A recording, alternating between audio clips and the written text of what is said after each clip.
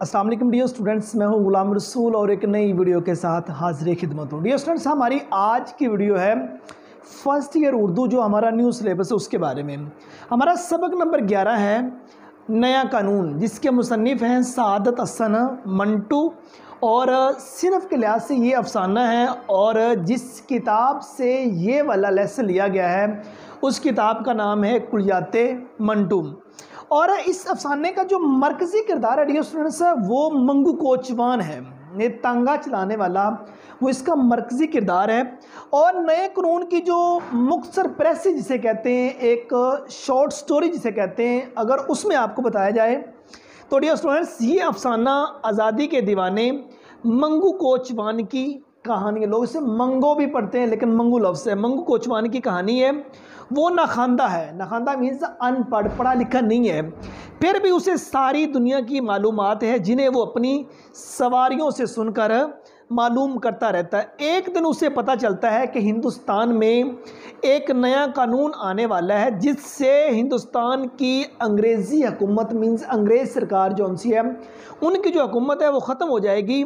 इसी खुशी में वो कानून लागू होने वाली तारीख को एक अंग्रेज़ के साथ झगड़ा कर बैठता है, जिसके नतीजे में उसको जेल जाना पड़ता है। कहाँ का नया कानून मीन्स पूरी की पूरी कहानी मंगू कोचवान के गिर्द जौन सी है वो घूमती है। पढ़ा लिखा नहीं है, अनपढ़ है, लेकिन अपनी सवारियों से कहीं सुनता है कि नया कानून जौन सा है वो लागू होने वाला है, और वो नए कानून का जनाब जी इंतज़ार करता है। मुकर्रर डेट जब वो जो नए कानून की होती है उस तारीख को वो एक गोरे एक अंग्रेज़ के साथ लड़ाई कर बैठता है और आखिर उसको जौन सा वो जेल जाना पड़ता है।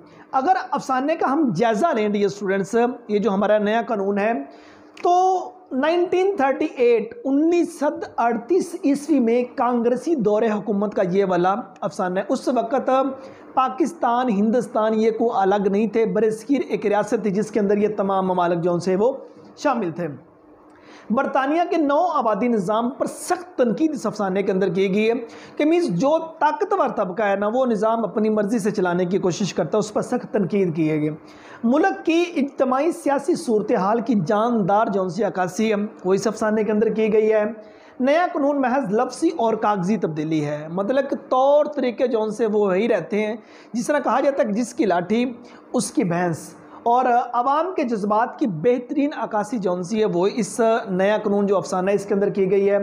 तब्दीली और आज़ादी का सुनहरी ख्वाब और उसकी ताबीर, मतलब कि ये वो मेजर नकात हैं जो पूरे के पूरे जनाब जी आपका नया कानून जो अफसाना है उसके अंदर बयान होंगे। और नए कानून की शॉर्ट सी स्टोरी जौन सी थी वो मैंने आपको पहले सुना दी। असल जनाब जी इसका जो मरकज़ी किरदार है वो मंगू कोचवान है, तांगा चलाने वाला है, मीन्स उसका जो हल्का अहबाब है वो कोचवानों का ही है, कि मीन्स उसके साथ जो लोग हैं वो जौन सा वो तांगा चलाने वाले ही हैं, ठीक है ना। उन्हीं के साथ उनकी जौन से वो गपशप वगैरह लगती रहती है, और एंड पे जाके जनाब जी वो एक अंग्रेज़ की जौन से वो पटाई कर देता है। वहाँ जाके ये अफसाना जौन सा है वो ख़त्म होता है। तो आइए डियर स्टूडेंट्स, हम इस अफसाने की इस कानून, ये जो नया कानून है इसकी रीडिंग करते हैं। सबसे पहले तो जानिए कानून किसे कहते हैं, कानून किसको कहा जाता है।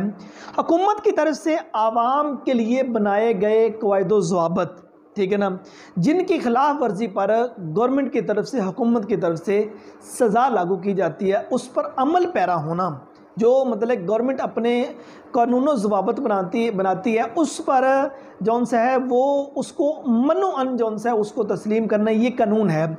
लेकिन ये जो हम लेसन पढ़ने जा रहे हैं ये है नया कानून। और आप अपनी किताब देख रहे होंगे पेज नंबर 60, इसके नीचे एंड पे जनाब जी नए कानून के बारे में बताया गया है। गवर्नमेंट ऑफ इंडिया एक्ट 1935 ईस्वी जो 1 अप्रैल 1937 ईस्वी से नाफुजुल अमल होगा, उसको नया कानून कहा गया है। आइए डियर स्टूडेंट्स, हम इस सबक की रीडिंग करते हैं। Page number 60। मंगू कोचवान अपने अड्डे में बहुत अक्लमंद समझा जाता था। गो उसकी हैसियत, तालीमी हैसियत सिफर के बराबर थी, मीन्स वो पढ़ा लिखा नहीं था। उसने कभी स्कूल का मुंह नहीं देखा था, स्कूल को मुंह ना देखना मीन्स स्कूल ना जाना, लेकिन इसके बावजूद उसे दुनिया भर की चीज़ों का इल्म था। अड्डे के वो तमाम कोचवान, अड्डा मीन्स ये कोचवानों का जो स्टैंड होता है जहाँ ये अपने तांगे खड़े करते हैं, ठीक है, वो तमाम कोचवान जिनको ये जानने की ख्वाहिश होती थी कि दुनिया के अंदर क्या हो रहा है, उस्ताद मंगू की वसी मालूमात से अच्छी तरह वाकिफ़ थे। मीन्स इस पहरे के अंदर मंगू कोचवान को बड़ा अक्लमंद समझा जाता था। ये बताया गया है वो पढ़ा लिखा नहीं था, उसका इल्म ज़ीरो के बराबर था, लेकिन उसके कुर्बो जवार में मतलब के जितने लोग बसते थे उनसे बातें सुन के वो अच्छी तरह अपने जहन नशीन कर लेता था। और जिस बंदे को भी कुछ इन्फॉर्मेशन, कुछ मालूमात दुनिया भर के बारे में चाहिए होती थी, वो उसको मंगू कोचवान जो उनसे उससे मिल जाती थी। पिछले दिनों जब उस्ताद मंगू ने अपनी एक सवारी से स्पेन में जंग छिड़ जाने की अफवाह सुनी थी, उसने गामा चौधरी के चौड़े कंधे पर थपकी देकर मुदब्बराना अंदाज में पेशेनगोई की थी कि देख लेना गामा चौधरी, थोड़े ही दिनों में स्पेन के अंदर जंग छिड़ जाएगी। उसने अपने किसी सवारी से सुना था कि स्पेन के अंदर जौन सी जंग छिड़ जाएगी, और जनाब जो उसका अपना बेली, उसका अपना दोस्त जिसको वो कहते हैं गामा चौधरी, उसके वो मतलब चौड़े कंधे पर थपकी मार के कहता है अपने एक मुदब्बराना, अपने जो अक्लमंद जो उसका जो रवैया उसका मीन्स अपनी दानिश, अपनी अकल के मुताबिक कहता है कि देख लेना चंद दिनों बाद इस मुल्क के अंदर जो जंग है वो छिड़ जाएगी। और जब गामा चौधरी ने इससे ये पूछा कि स्पेन कहाँ वाक़या है, तो उस्ताद मंगू ने बड़ी मतानत से जवाब दिया, बड़ी संजीदगी से जवाब दिया, वलायत में। और कहाँ? वलायत से मुराद है आउट ऑफ कंट्री, बरौने मुमल्क, लेकिन यहाँ से मुराद इंग्लिस्तान है। स्पेन में जब जंग छिड़ी और जब हर शख्स को इसका पता चल गया, तो स्टेशन के अड्डे में जितने कोचवान हल्का बनाए हुक्का पी रहे थे, मीन्स अपना ग्रोह बनाए हुक्का पी रहे थे, दिल ही दिल में उस्ताद मंगू की बड़ाई का एतराफ़ कर रहे थे, उसके बड़ेपन का एतराफ़ कर रहे थे, उसको तस्लीम कर रहे थे। और उस्ताद मंगू उस वक़्त माल रोड की चमकीली सतह पर तांगा चलाते हुए अपनी सवारी से ताज़ा हिंदू मुस्लिम फसाद पर तबादला ख्याल कर रहा था। माल रोड ये लाहौर की मरकज़ी सड़क जहां बहुत सी तारीख़ी अमारात हैं, ये पाकिस्तान बनने से पहले का अफसाना है, इसलिए मतलब कि लाहौर का जो तज़किरा है वो इसमें किया जा रहा है कि मीन्स इसमें मंगू जो उस्ताद हैं वो क्या कर रहे थे उस वक्त जब ये स्पेन की जंग के बारे में दोस्तों को पता चला, तो वो उस्ताद मंगू जौन सा है उसकी बड़ाई को जनाब जा उसका एतराफ़ करने लगे, मानने लगे।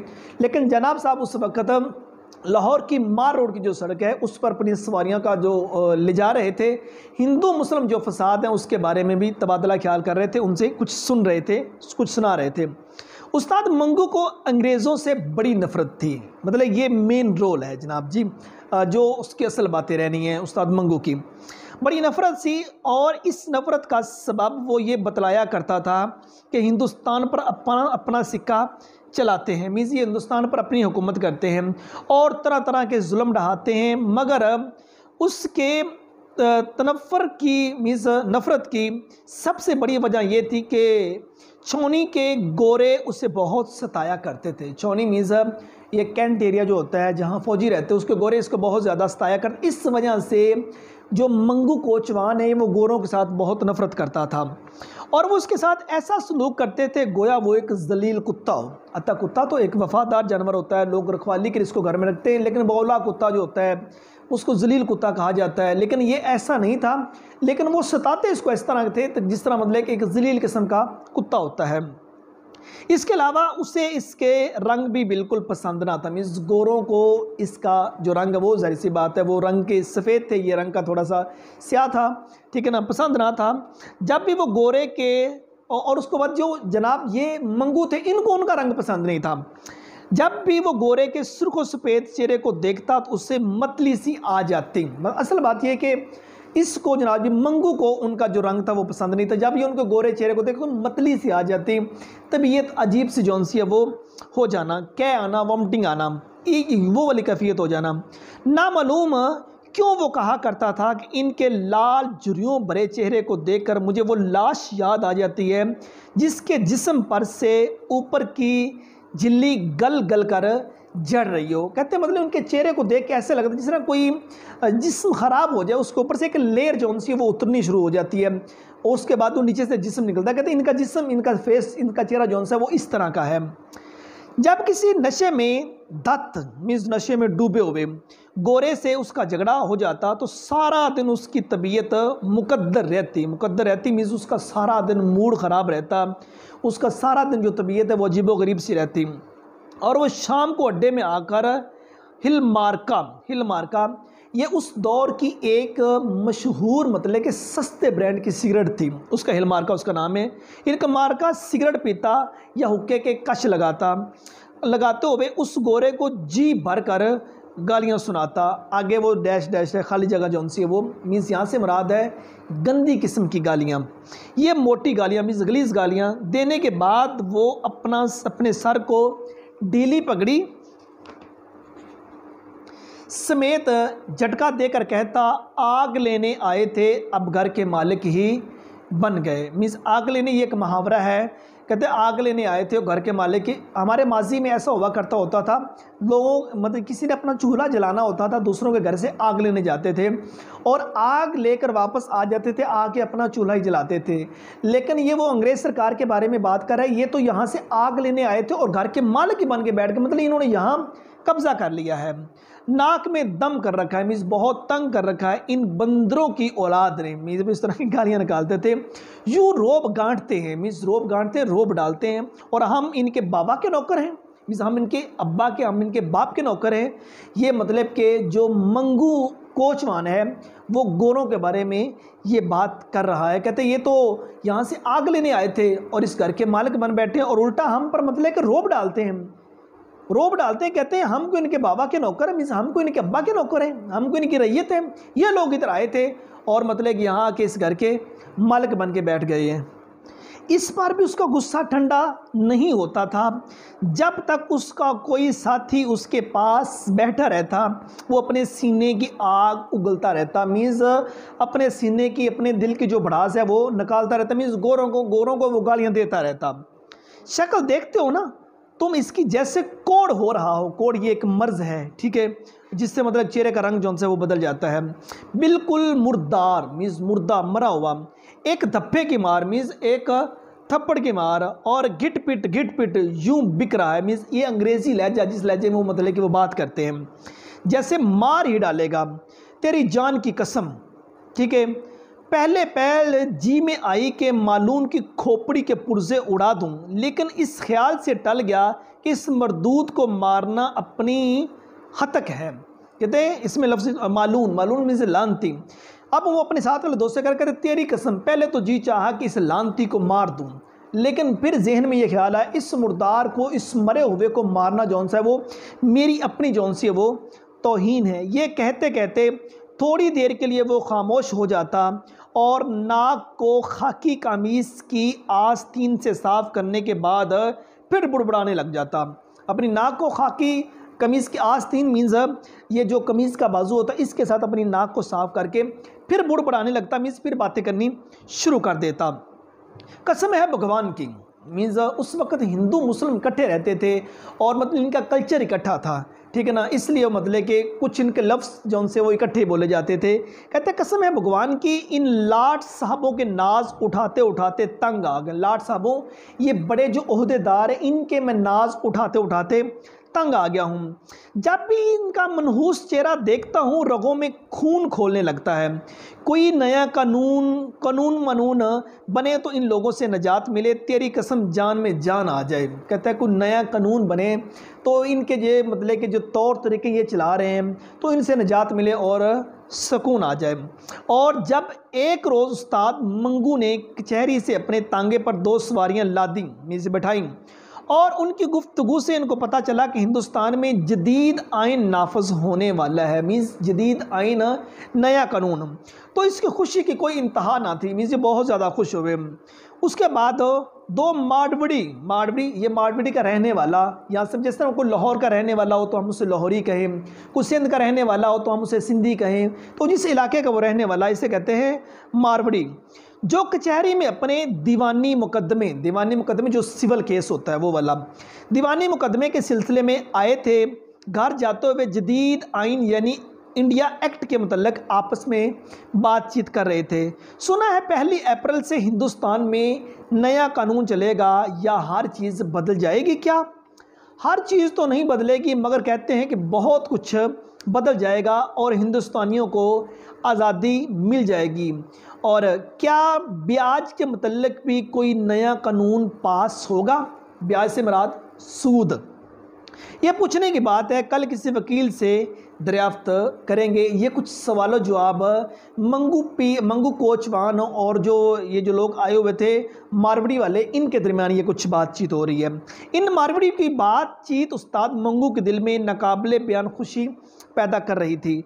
वो अपने घोड़े को हमेशा गालियाँ देता था और चाबुक से बहुत बुरी तरह पीटा करता। चाबुक मीन्स वो छड़ी जो इनके पास होती है जिससे वो घोड़े को तांगे को चलाते हैं, तो बहुत मारा पीटा करता होता था, अपने घोड़े को पीटा करता था। मगर उस रोज़ वो बार बार पीछे मुड़कर मावड़ियों की तरफ देखता और अपनी बड़ी हुई मूँछों के बाल एक उंगली से बड़ी सफाई के साथ ऊंचे करके घोड़े की पीठ पर बागें ढीली करते हुए बड़े प्यार से कहता, चल बेटा ज़रा हवा से बातें करके दिखा। पहले घोड़े को चलाने के लिए वो मारा करता था बहुत ज़्यादा, लेकिन जब उन्होंने मारवाड़ी लोगों से नए कानून के बारे में सुना, उसने बहुत ज़्यादा खुश था। बागे मीन्स वो जो लगाम जिसके साथ वो मतलब घोड़ा चला रहा होता है, अपना तांगा घोड़ा, वो बागों को ढीला करके कहता है, अपने घोड़े को बोलता, चल मेरे पुत्र हवा के साथ बातें कर, मीन्स तेज़ चल। मारवाड़ियों को इनके ठिकाने पर पहुंचाकर उसने अनारकली में दीनू हलवाई की दुकान पर आध सेर दही की लस्सी पीकर एक बड़ी डिकार ली और मूँछों को मुंह में दबाकर उनको चूसते हुए ऐसी बुलंद आवाज़ में कहा, हट तेरी ऐसी की तैसी। जिसे मैं कहता हट तेरी ऐसी तैसी, किसी को मतलब के धमकाना, किसी को डराना। तो ये उसने जब वो अपन सवारियों को उतारा और उसके बाद अनारकली मतलब बताते हैं वहाँ दीनू हलवाई जौन सा उसकी दुकान पे जाके आध मग जौन सा वो एक बड़ा मग जौन सा वो लस्सी के पिया और कहा, हथ तेरी ऐसी की तैसी। शाम को जब वो अड्डे को लौटा तो खिलाफ मामूल के ख़िलाफ़ उसे वहाँ अपनी जान पहचान का कोई आदमी ना मिल सका। ये देखकर उसके सीने में एक अजीबोगरीब तूफ़ान बपा हो गया। मुझे उसको बड़ा अजीब सा लगा उसको वहाँ, मतलब क्योंकि उसने वो बात सुनी थी नए कानून वाली, वो सुनाना चाहता था लेकिन कोई बंदा नहीं उसको मिल रहा था। आज वो एक बड़ी खबर अपने दोस्तों को सुनाने वाला था, बहुत बड़ी खबर, और इस खबर को वो अपने अंदर से निकालने के लिए वो सख्त मजबूर था, लेकिन वहाँ कोई था ही नहीं। आध घंटे तक वो चाबक बगल में दबाए स्टेशन के अड्डे की आहिनी छत लोहे की बनी हुई छत के नीचे बेकरारी की हालत में टहलता रहा। उसके दिमाग में बड़े अच्छे ख्यालात आ रहे थे। नए कानून के निफाज की खबर ने उसको एक नई दुनिया में ला के खड़ा कर दिया था। वो इस नए कानून के मुतल्लिक जो 1 अप्रैल को हिंदुस्तान में नाफज होने वाला था, अपने दिमाग की तमाम बत्तियां रोशन करके गौर व फिक्र कर रहा था। तमाम बत्तियां रोशन करना, अपने होशो हवास को 100% तक कायम रखना बड़े गौर व फिक्र के साथ। उसके कानों में मारवाड़ी का ये अंदेशा, क्या ब्याज के मतलब भी कोई नया कानून पास होगा? ब्याज मीन्स सूद के मतलब बार बार गूंज रहा था और उसके तमाम जिसमें मसरत की एक लहर दौड़ा रहा था। मीन्स उसको खुशी हो रही थी को जो मावड़ी वाले जो थे, जो उसके साथ तांगे पे सफ़र करते हैं, जो ये कहते हैं कि 1 अप्रैल से नया कानून जौन सा वो पास हो रहा है और साथ वो सूद के बारे में बात कर रहे थे, क्या ये भी ख़त्म होगा कानून के अंदर, ये वाली जो शिक है वो ऐड होगी। वो बेहद मसरूर था, मीन्स बहुत ज़्यादा वो खुश था। ख़ासकर उस वक़्त उसके दिल को बहुत ठंडक पहुंची जब वो ख्याल करता कि गोरों सफ़ेद चूहों, मतलब ये जिस नाम से उनको वो पुकारता था, कि थूथनियाँ, मीन्स थूथनियाँ यहाँ से उनके मुँह, थूथनियाँ नए कानून के आते ही बिलों में हमेशा की तरह गायब हो जाएंगी। पता है इनकी जो थूथनियाँ, इनके जो मुँह है ना, नया कानून जो ही आएगा ये लोग यहाँ से गायब हो जाएंगे। जब नत्थू गंजा पगड़ी बगल में दबाए अड्डे में दाखिल हुआ तो उस्ताद मंगू बढ़कर उससे हाथ मिला, उसके हाथ पर अपने हाथ लेकर बुलंद आवाज़ में कहने लगा, ला हाथ इधर, ऐसी खबर सुनाऊं कि जो खुश हो जाए। तेरी इस गंजी खोपड़ी पर बाल हो गए, मतलब कुछ अजीबो गरीब सी एक खबर जो सी तेरे को सुनाने लगा हूँ, ये तेरी गंजी खोपड़ी, मतलब कि ऐसी वो खबर होगी जिसको सुनकर तो बहुत ज़्यादा खुश हो जाएगा। ये कहकर मंगू बड़े मज़े लेकर नए कानून के मतलब अपने दोस्त से बातें शुरू कर दी। दौरान गुफ्तगू में उसने कई मरतबा नत्थू गंजे के हाथ पर ज़ोर से हाथ मारकर कहा, तू देखता रह बनता क्या है, ये रूस वाला बादशाह कुछ ना कुछ ज़रूर करेगा। रूस दुनिया का सबसे बड़ा इश्तराकी मुल्क जो अमेरिका और बरतानिया के सरमायादाराना निज़ाम के ख़िलाफ़ था, इसलिए उसने कहा रूस वाला बादशाह कुछ ना कुछ ज़रूर करके रहेगा। उस्ताद मंगू मौजूद सोवियत मीन्स ये मतलब कि रूस का जो पुराना नाम है, निज़ाम की इश्तराकी सरगर्मियों के मतलब बहुत कुछ सुन चुका था और उसे वहाँ के नए कानून और दूसरी नई चीज़ें बहुत पसंद थीं। इसलिए उसने रूस वाले बादशाह को इंडिया एक्ट यानी जदीद आइन के साथ मिला दिया और 1 अप्रैल को पुराने निज़ाम में जो नई तब्दीलियाँ होने वाली थी वो इन्हें रूस वाले बादशाह के असर का नतीजा समझता था। जिस तरह रूस की यहाँ मतलब की बात की, मतलब कि रूस ये बड़ा इश्तराकी मुल्क था, लेकिन ये अमेरिका और बरतानिया का जो सरमायादाराना निज़ाम था उसके ख़िलाफ़ था, उसका तज़किरा जौन सा वो भी इसमें किया गया। कुछ अरसे से पेशावर और दीगर शहरों में सुर्ख पोशों की तारीख जारी थी। सुर्ख पोशों की तारीख मीज़ सुबह साथ में बादशाह खान की जौन सी वो तारीख एक जारी थी। उस्ताद मंगू ने इस तारीख को अपने दिमाग में रूस वाले बादशाह और फिर नए कानून के साथ गलत मलत कर दिया, मैं आपस में मिला दिया। इसके अलावा जब कभी वो किसी से सुनता कि फ़लाँ शहर में इतने बम साज पकड़े गए, बम बनाने वाले पकड़े गए, या फ़लाँ जगह इतने आदमियों पर बगावत के इल्ज़ाम में मुकदमा चलाया गया, तो इन तमाम वाक़यात को नए कानून का पेश ख़ैमत समझता। मीज़ नए कानून की जो इब्तदाई निशानियाँ वो समझता था कि ऐसा कुछ हो रहा है तो नया कानून जौन सा वो आने वाला, वो दिल ही दिल में खुश होता।